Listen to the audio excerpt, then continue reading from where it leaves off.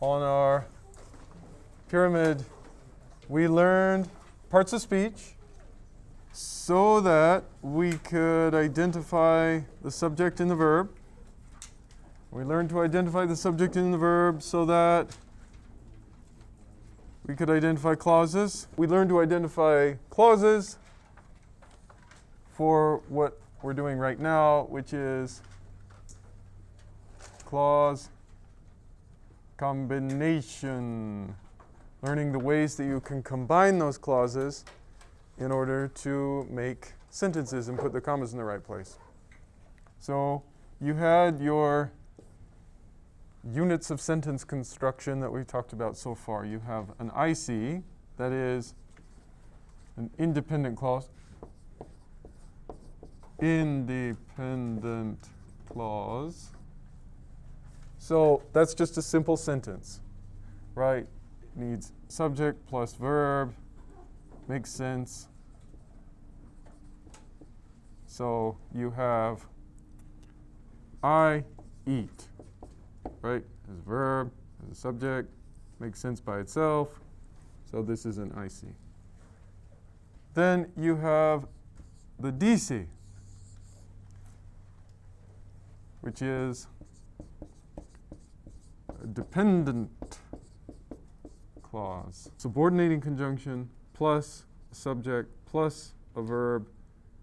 This is an IC, and it would make sense by itself, but then you tack on this other word, and those are the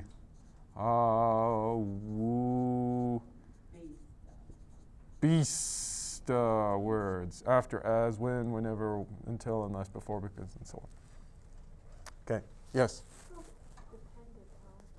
Dependent?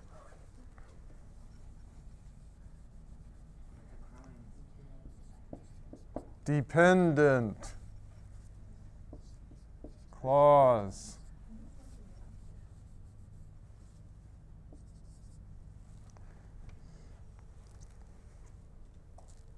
Okay. So an example of this is when I eat.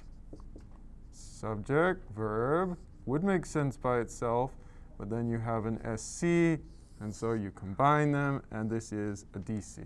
Okay, that's a dependent clause. And then you have a PP,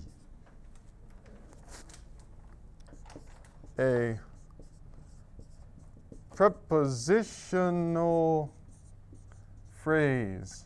And for our purposes with this, we're including infinitives. So it's just a preposition plus what? Just the answer to that question. So you have on the roof. Here's your preposition. And then this is the what that answers it. On what? On the roof. That's a prepositional phrase. Okay. So those are the units that we're combining. And then this is how to combine them. Let's go over there. So then, these are the ways to combine those. You can have an IC, period, and then an IC and another period. Okay, so we talked about this, and it's just, nobody doesn't know how to do this, but it's just two simple sentences separated. So, I eat, period, it is good. Then, you can have IC, comma, CC, IC. So that's I eat, comma, and it is good. So you have subject, verb, makes sense by itself. So that's an independent clause. You have subject, verb, makes sense by itself. And then you have a comma and a coordinating conjunction. And it's important with this one to remember that you're only putting the comma there with the conjunction when you're linking together two sentences, two independent clauses. So if you just think, oh, okay, well, I'll just chuck a comma before every coordinating conjunction I see, then you'll make some mistakes like this.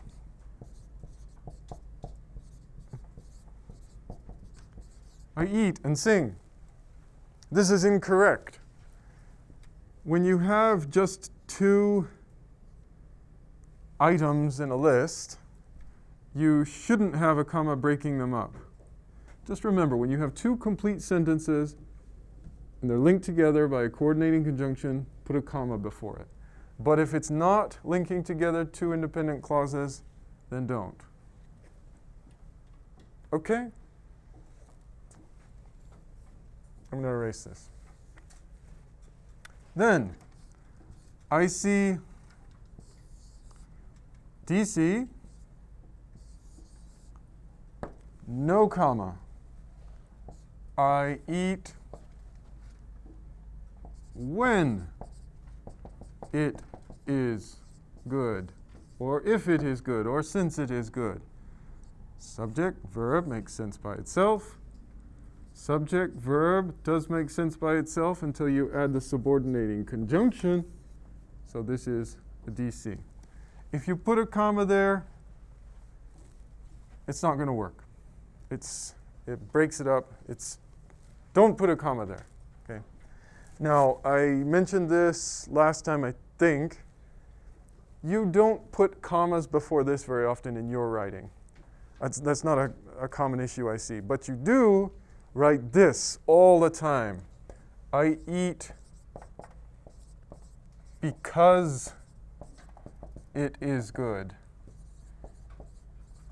And then you put a comma there. I don't know what it is that's so appealing about putting a comma before the word because, but people do this really frequently, and you shouldn't. There should not be a comma there. Okay? All right. I see PP. I see PP. Period. I eat on the roof. Period. Okay. Verb, subject, makes sense by itself, so that's an IC. Then you have preposition and what that goes with it. So this is a prepositional phrase. So no need to put a comma there. Okay, just leave it open. We'll talk about situations when these rules change, when we have parenthetical phrases and other positives, absolute phrases, that sort of thing. But that's down the road away. For now, just remember as a rule, if the DC or the PP comes second, don't put in a comma. But if you invert it, if you switch the order, then you do need a comma. So those are our last ones here. DC, IC, period, then you do need a comma. So when it is good, comma, I eat. You have a verb, you have a subject, makes sense by itself. You have a verb, you have a subject, would make sense by itself, but then you have an SC. Now that's a DC. That's correct, and you do need the comma there. If you don't have one, it's confusing. Okay. And just like that, PP, comma, IC. So on the roof, comma, I eat. Right? Verb, subject, makes sense by itself, I see. Prepositional phrase, prep plus what. There's your PP. Okay. Ta-da! So There are other types of sentences, and we're going to talk about them now, but these are the ones that you should use and do use all the time. This is your bread and butter. Okay? Okay. Now, that is all to say, with all of those sentence combinations, you do not have this. I see, period. So you can't just put two independent clauses next to each other. So, I eat it is good. You can't do this. This is what a run-on is. So it's very common. Lots of people think that a run-on is just a sentence that rambles on for a long time. That's not a run-on. A run-on sentence is when you have two or more independent clauses that are combined incorrectly. Now, you don't write this way very often. It's very rare at this point to see this kind of sentence frequently. You'll write them once in a while, but most of the time it's just because you forgot the period. It's not a systematic error in the way that you plan sentences. But you do this quite a lot, intentionally. That is, I see, comma, I see. So people will say, I eat, comma, it is good, all the time. And they don't usually do it just like this, and they don't have two equal large sentences. They have one sentence that's large and significant, and then they have one small sentence that's an afterthought. So they write something like, cell phones are very useful, comma, they're great. So they're thinking, well, this is the main sentence, and this is just kind of an afterthought. It's not a real sentence. It's too closely related to this to separate by a period. That would be weird. But I feel like I need something there because it's not exactly, just a noun or a verb. So I'll just put a comma there. Okay. So in this situation, what you're trying to do with this comma is this. An icy semicolon, I see. So there's a piece of punctuation that does this job. It's called a semicolon. When you have something that seems too closely related to be its own sentence, but not quite closely enough to actually combine and make one sentence, then that's what that does, a semicolon. But I want you to be really careful with these. Around this time, you learn about semicolons. You learn how to use them, usually in 9th grade. That's when the state introduces it. These should be very rare in your writing. So this sentence is correct and good. But if you write this sentence, I love, semicolon, chips, comma, salsa, comma, and guacamole. So this is technically an independent clause. You have a verb, you have a subject, it makes sense by itself.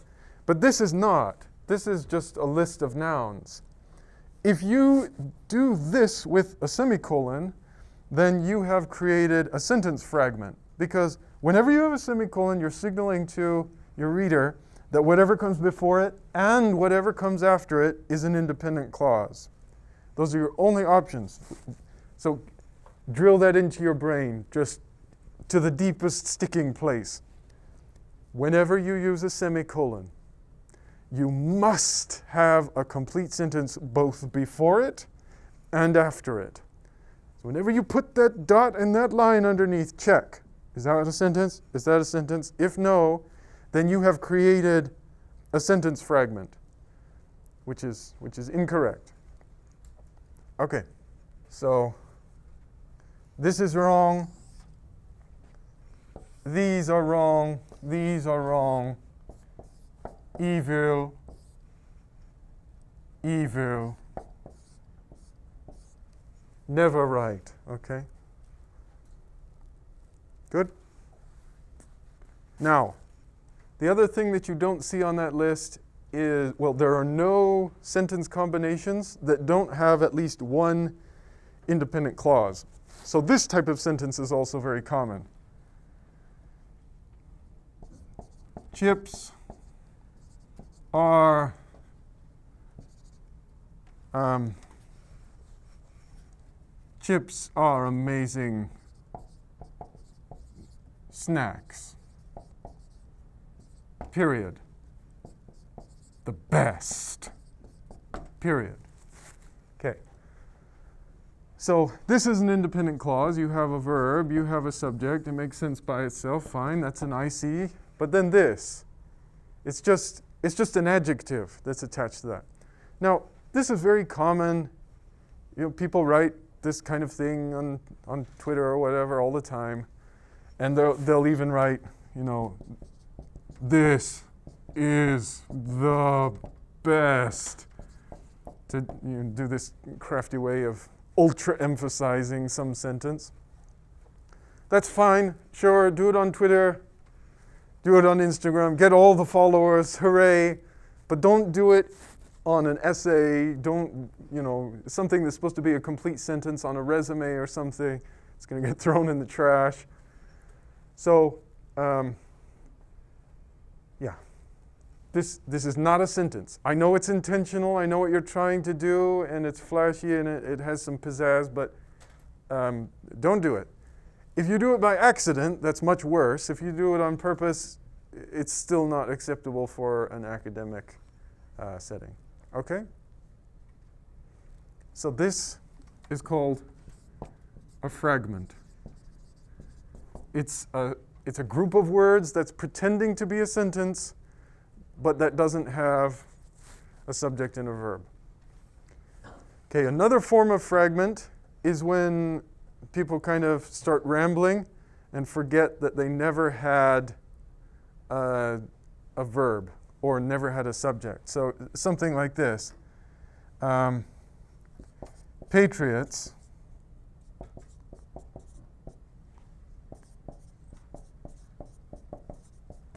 especially those who sacrifice their livelihoods and even their lives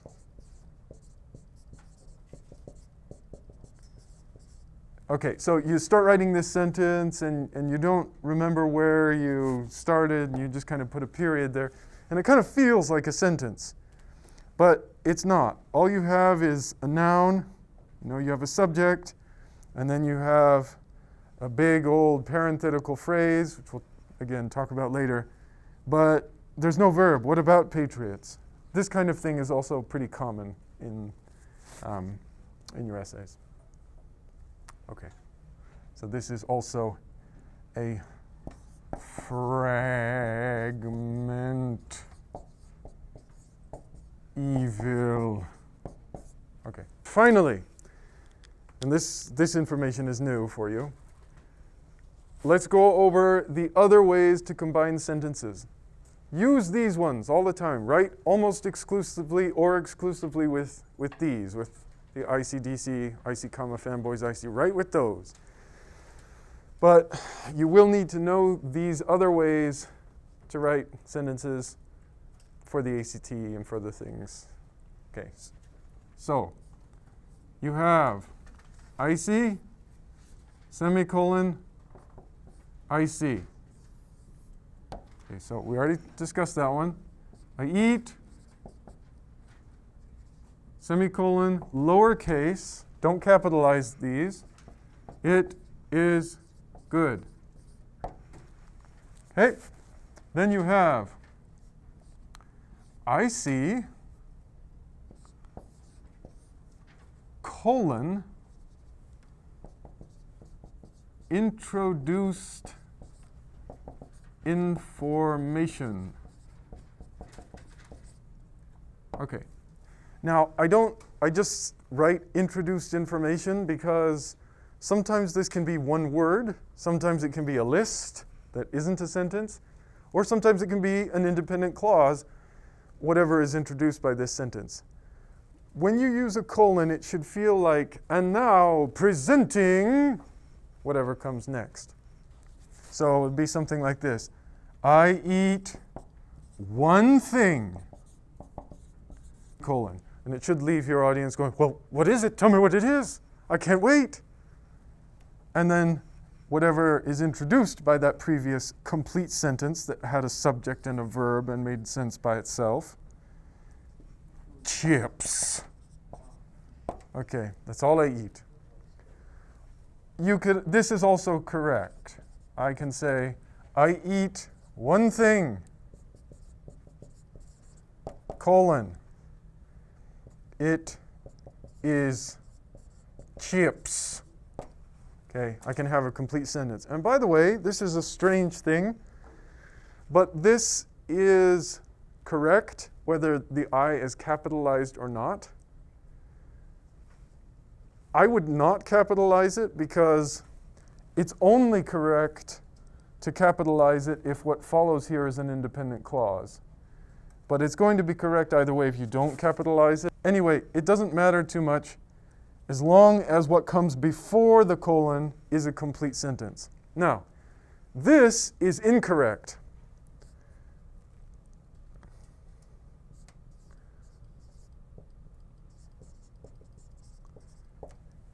Now, I know you have a verb, you have a subject, and it makes sense by itself.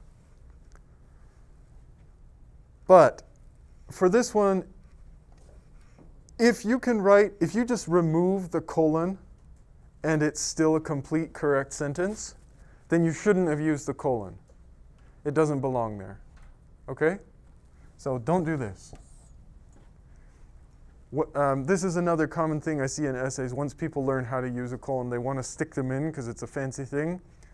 And then they write a bunch of sentences where they'll just have, like, I go to the store because, colon, I want to. It's like, well, if you remove that colon, the sentence is still perfect. If that's the case, then it's wrong. You shouldn't have done it. Okay, I'm going to erase this for some space here. You can have IC long dash. Now, if you're on a word processor, you'll just type the dash twice, and it'll fill it in. This is called an M dash because it's the width of an M.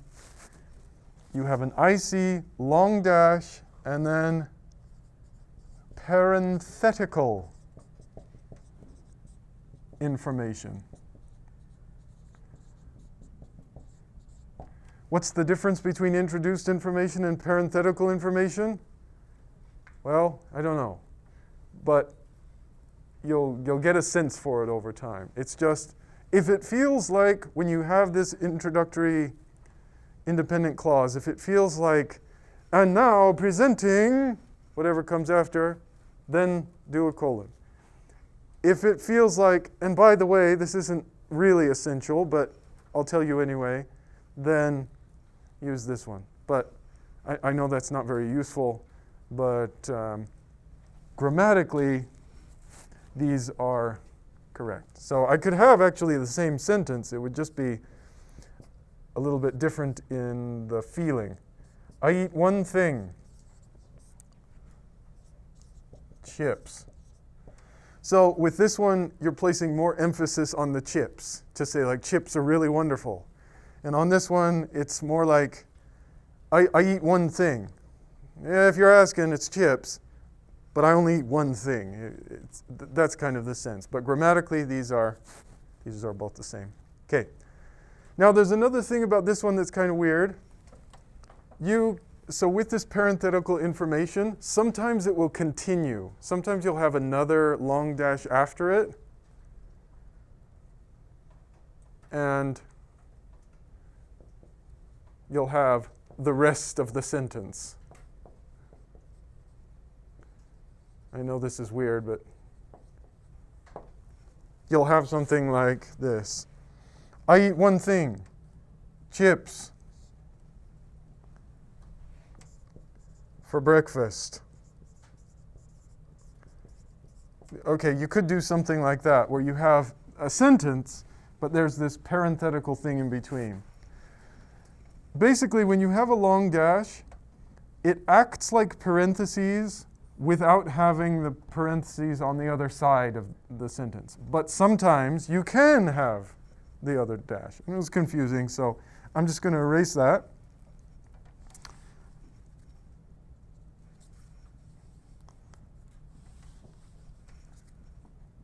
And when we see, exceptions to this form, we'll analyze them in a case-by-case basis. Okay, and for this one as well, if you can write it without, if you just take out the long dash and it still makes sense, then it shouldn't be there in the first place.